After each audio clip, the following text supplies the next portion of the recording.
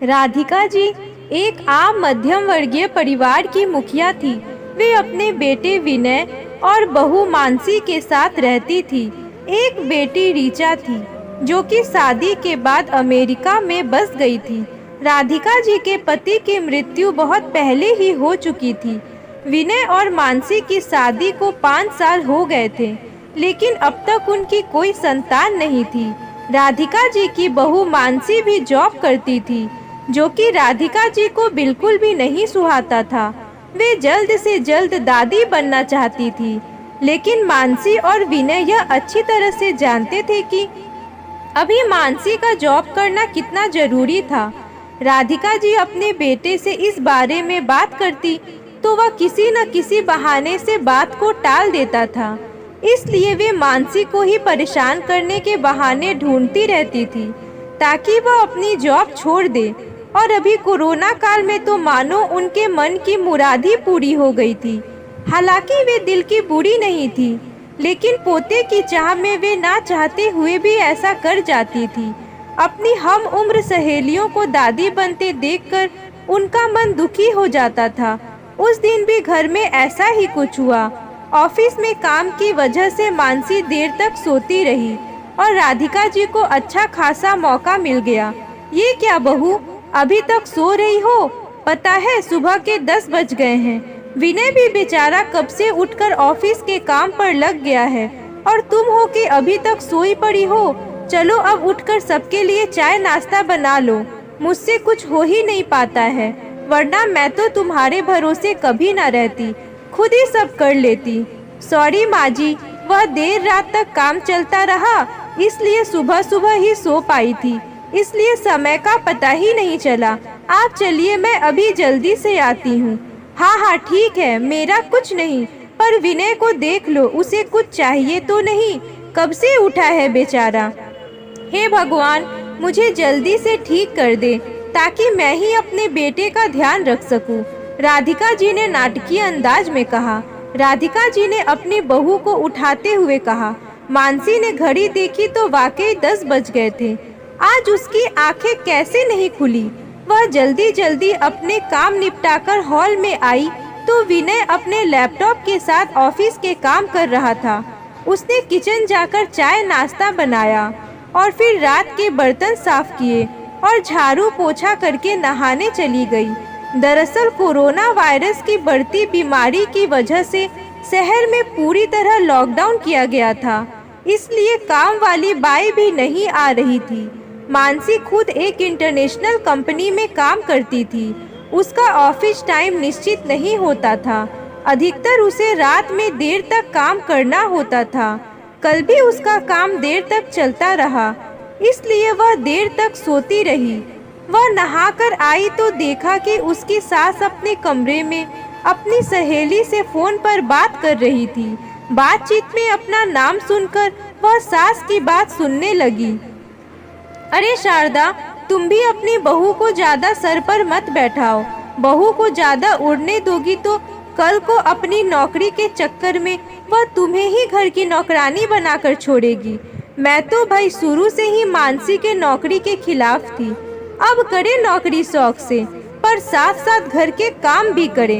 मैं तो बदन दर्द का बहाना बनाकर बैठ जाती हूँ, नहीं तो सारे काम का बोझ मेरे सिर पर आ गिरता। मैं कोई मुफ्त की नौकरानी थोड़े ही हूँ। मैं तो कहती हूँ तुम भी यही किया करो। सास की बात सुनकर मानसी के आंखों में आंसू आ गए। वह जिस सास को बीमार समझकर उनकी दिन रात सेवा करती है, उन्हें एक ग्लास तक उठाने नहीं देती है, सारा दिन घर का और रात को ऑफिस का काम करके थकान से चूर होकर भी उफ तक नहीं करती, उसका यह सिला मिला है। उसे माना वे मेरी नौकरी के खिलाफ है, मगर यदि घर की किस्त नहीं होती तो वह भी कभी नौकरी नहीं करती। विनय का बोझ कम करने के लिए ही तो वह नौकरी कर रही थी। खैर, अभी के मुश्किल समय में वह सास से किसी भी बात पर बहस नहीं करना चाहती थी जिससे घर का माहौल खराब हो, इसलिए वह उनकी बात को नज़रअंदाज करके वहां से चली गई। लेकिन उसकी नज़रों में राधिका जी की इज्जत जरूर कम हो गई थी। दूसरे दिन सुबह सुबह राधिका जी की बेटी रीचा का अमेरिका से फोन आ गया। रीचा की सास उसके पास अमेरिका आई हुई थी। आदत के अनुसार राधिका जी ने जैसे ही रीचा की सास की बुराई करनी चाहिए, वैसे ही रीचा ने उन्हें डपट दिया। माँ, आप बिल्कुल भी माँ जी के बारे में अनाप शनाप नहीं बोलेंगी। पता है आपके चक्कर में आकर मैंने उनके साथ कितना बुरा व्यवहार किया था, लेकिन आज मुझे उनकी कीमत पता चल गई है। तुम तो उनके यहाँ पर आने के कितने खिलाफ थी, मगर आज अगर वे यहाँ नहीं होती ना माँ, तो ना जाने हमारा क्या हाल होता। तुम्हें तो पता ही है कि मेरी नौकरी करना कितना जरूरी है। कोरोना ने यहाँ भी ऐसा कहर ढाया है कि घर से ही सब करना पड़ रहा है। किट्टू का बेबी केयर सेंटर भी बंद है। मैं और राजेश फुल टाइम बिजी रहते हैं। ऐसे में माँ जी ने अकेले ही किट्टू के साथ साथ पूरे घर का सारा काम संभाला हुआ है। मुझे कुछ भी नहीं करने देती है। अगर वे नहीं होती तो माँ हमारा क्या होता, यह सोचकर ही रोंगटे खड़े हो जाते हैं। सच में माँ, वे कोई साधारण महिला नहीं है, बल्कि मेरे लिए तो देवी के समान है। मेरे इतना अपमान करने के बावजूद। और कीचा रोने लगी। उसने फोन कट कर दिया। रीचा की बात सुनकर राधिका जी की भी आंखें भर आई। उन्हें अपनी भूल का एहसास हो गया था। मानसी तो वाकई उनका कितना ख्याल रखती है। उनकी कड़वी से कड़वी बात का भी बुरा नहीं मानती है, उल्टे जवाब भी नहीं देती है। वाकई अभी का समय तो एक दूसरे को हौसला देने का है, सारे गिले शिकवे भुलाकर एक दूसरे की मदद करने का है। तो फिर वे स्वार्थ में कैसे अंधी हो गई थी, इतना कैसे गिर गई थी कि ऐसे मुश्किल समय में अपने ही परिवार की सहायता नहीं कर सकती।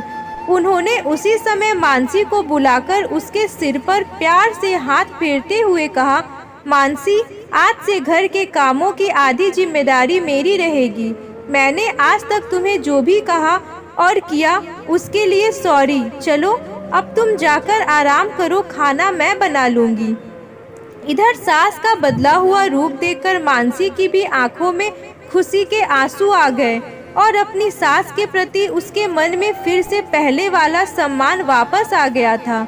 दोस्तों, शायद हमारे जीवन में मुश्किल समय आता ही इसलिए है कि हमें एक दूसरे की अहमियत का पता चले।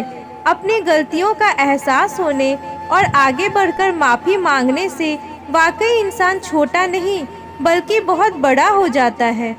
अगर आपको मेरी यह कहानी पसंद आई हो तो प्लीज़ लाइक, शेयर और सब्सक्राइब करना ना भूलें। धन्यवाद।